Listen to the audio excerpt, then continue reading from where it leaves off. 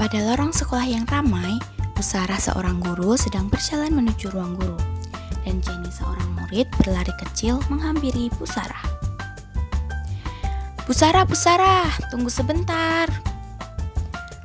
Oh Jenny, ada apa? Kelihatannya kamu sedang buru-buru.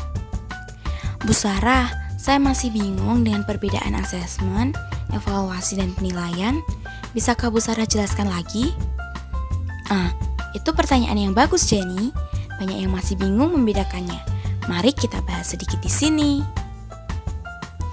Jadi, menurut Wortham pada 2005 menyatakan bahwa asesmen merupakan proses pengumpulan informasi untuk memahami apa yang diketahui anak dan mengetahui apa yang bisa dilakukan anak sehari-hari. Sedangkan Ruth Yusuf pada 2015 menyatakan bahwa asesmen merupakan proses pengumpulan informasi secara sistematis tentang prestasi dan pencapaian peserta didik dalam belajar tanpa merujuk pada keputusan nilai. Nah, berarti asesmen adalah proses pengumpulan informasi tentang kemajuan belajar siswa melalui berbagai metode dan instrumen.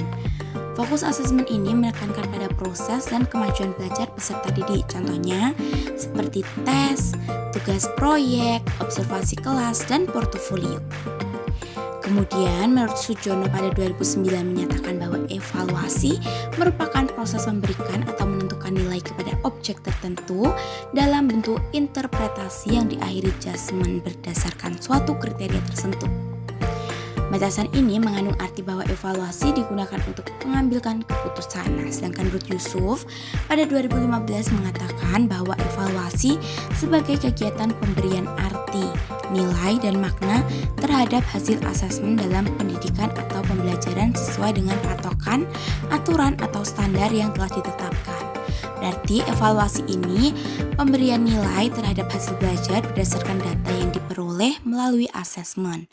Nah, evaluasi biasanya lebih berfokus pada hasil belajar dan membuat keputusan tentang nilai suatu objek. Contohnya, seperti mengambil keputusan tentang lulus atau tidak, perlu remedial atau tidak, dan lain-lain. Sedangkan penilaian adalah proses penyematan atribut atau dimensi atau kuantitas terhadap hasil asesmen dengan cara membandingkannya terhadap suatu instrumen standar tertentu.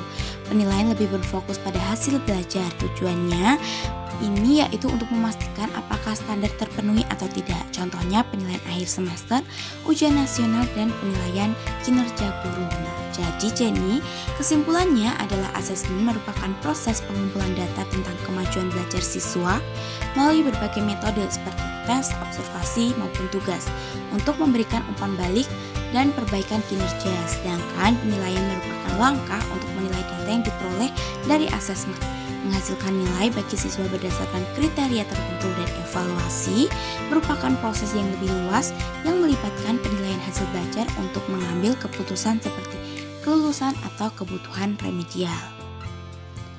Oh, jadi begitu ya Bu. Sekarang saya mengerti. Terima kasih Bu Sarah.